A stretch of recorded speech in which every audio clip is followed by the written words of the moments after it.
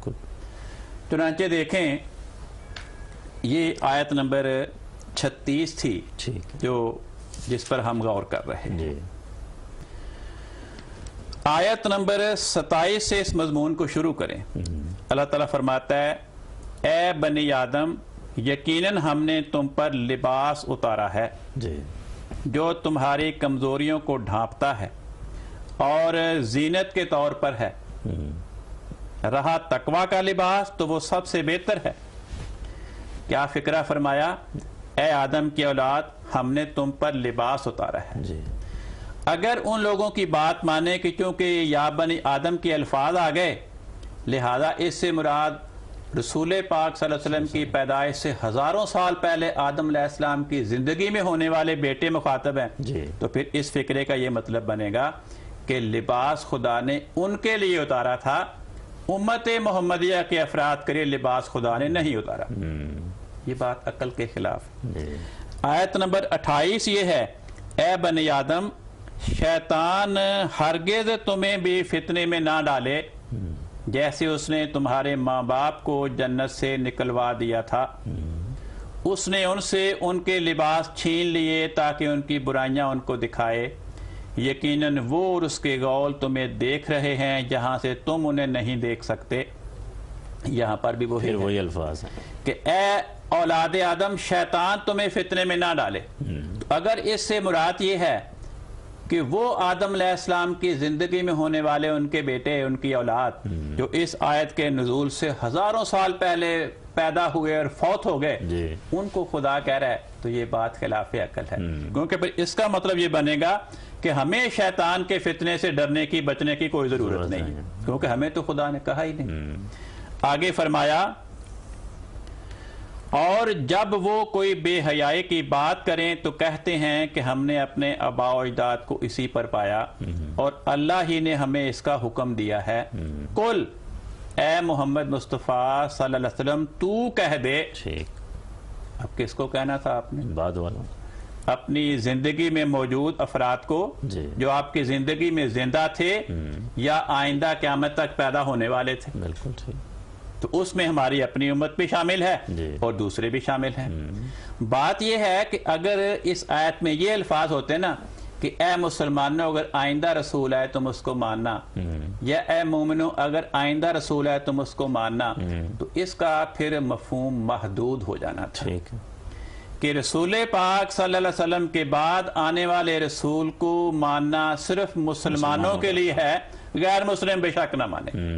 تو اللہ تعالیٰ نے ایسے الفاظ رکھے جس میں مسلمان بھی شامل ہو جائیں اور غیر مسلم بھی شامل ہو جائیں.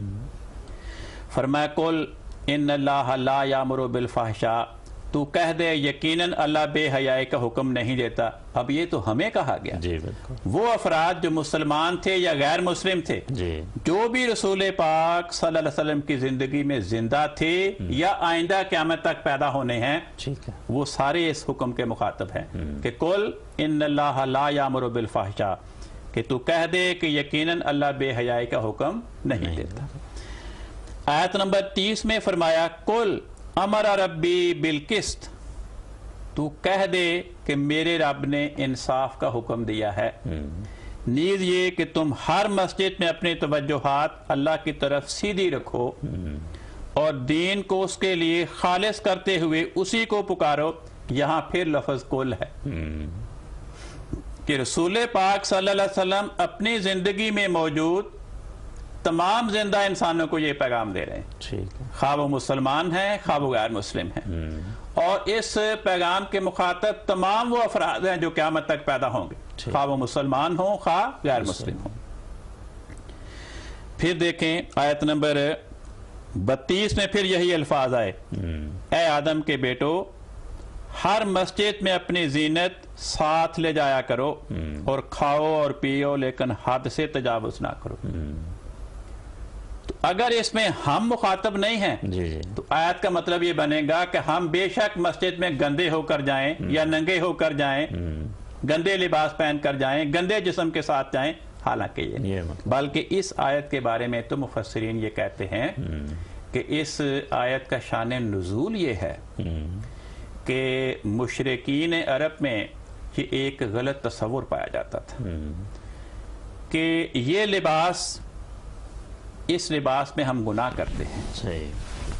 تو خانہ کعبہ خدا کا گھر ہے، جب خانہ کعبہ کا طواف کریں تو ہمیں یہ گناہوں والا لباس اتار کر وہ جسم جو خدا نے پیدا کیا ہے پیدائشی، یعنی ننگے بدن ننگے جسم کے ساتھ خانہ کعبہ کا طواف کرنا چاہیے۔ چنانچہ وہ لوگ ننگے بدن ننگے جسم خانہ کعبہ طواف کرتے تھے، مرد دن کے وقت کرتے تھے اور عورتیں رات کے وقت کرتی تھیں۔ تو مشرکین عرب کی یہ رسم جو حضرت محمد مصطفیٰ صلی اللہ علیہ وسلم کی زندگی میں آپ کے زمانے میں پائی جاتی تھی، اس رسم سے منع کرنے کی خاطر خدا تعالیٰ نے فرمایا اے آدم کے بیٹو ہر مسجد میں اپنی زینت ساتھ لے جایا کرو، یعنی کپڑے پہنو، صاف ستھرے پہنو، ننگے نہ جاؤ، بے وضو نہ جاؤ، اور کھاؤ اور پیو لیکن حد سے تجاوز نہ کرو۔ آیت نمبر 33 میں پھر یہ لفظ ہیں قل اے محمد مصطفیٰ صلی اللہ علیہ وسلم تو ان کو کہہ دے کہ اللہ کی پیدا کردہ زینت کس نے حرام کی ہے، جو اس نے اپنے بندوں کے لیے نکالی ہے، اور رزق میں سے پاکیزہ چیزیں بھی۔ پھر فرمایا قل اے محمد مصطفیٰ صلی اللہ علیہ وسلم تو کہہ دے کہ یہ پاک رزق اور زینت کی چیزیں یہ خدا نے اس دنیا کی زندگی میں بھی مومنوں کے لیے پیدا کی ہیں، اور قیامت کے دن تو خالصتاً بلا شرکت غیر صرف مومنین کو ملے گی۔ دنیا میں تو پاک چیزیں مومنوں کو بھی ملتی ہیں اور کفار کو بھی ملتی ہیں، لیکن فرمایا بروز قیامت صرف مومنین کو ملیں گی، کفار اس سے محروم رہیں۔ آیت نمبر 34 میں پھر یہی فرمایا قل اے محمد مصطفیٰ صلی اللہ علیہ وسلم تو کہہ دے کہ میرے رب نے محض بے حیائی کی باتوں کو حرام قرار دی، وہ بھی جو اس میں سے ظاہر ہو اور وہ بھی جو پوشیدہ ہو، اسی طرح گناہ اور ناحق بغاوت کو بھی، اور اس بات کو بھی کہ تم اس کو اللہ کا شریک ٹھہراؤ جس کے حق میں اس نے کوئی حجت نہیں اتاری۔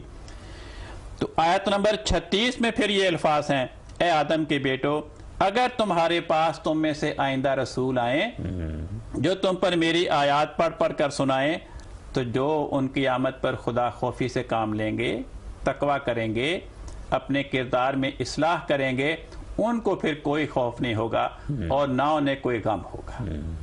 تو سارا سیاق و سباق بتا رہا ہے کہ اس میں حضرت صلی اللہ علیہ وسلم کے زمانے کے تمام زندہ افراد اور آپ کے بعد قیامت تک ہونے والے تمام زندہ افراد اس پیغام کے مخاطب ہیں۔ بالکل ٹھیک کہ 5 مرتبہ لفظ کو لایا اے نبی تو یہ بات بتا دے، تو آپ نے تو ہمیں ہی بتانی تھی، نہ کہ ان کو جو آپ کی پیدائش ہزاروں سال پہلے فوت ہو گئے۔ یہ لفظ یا بنی آدم یہ قرآن کریم میں 5 مقامات پر آیا ہے، 4 مقامات تو یہ ہیں اور 5واں مقام سورۃ یاسین ہے۔ اس میں بھی الفاظ یہ ہیں الم اعہد الیکم یا بنی آدم اللہ تعبدوا الشیطان، کہ اے بنی آدم کیا میں نے تم کو تاکیدی نصیحت نہیں کی تھی کہ تم شیطان کی پوجا نہ کرو؟ کیا ہم اس میں شامل نہیں؟ یقیناً شامل ہے۔ کیا ہمیں شیطان کی پوجا کرنی چاہیے؟ تو 5واں مقام وہ ہے، 4 مقامات یہ ہیں، 5 مقامات ایسے ہیں کہ ان میں تمام انسان شامل ہیں، امت محمدیہ کے افراد بھی اور آئندہ ہونے والے افراد۔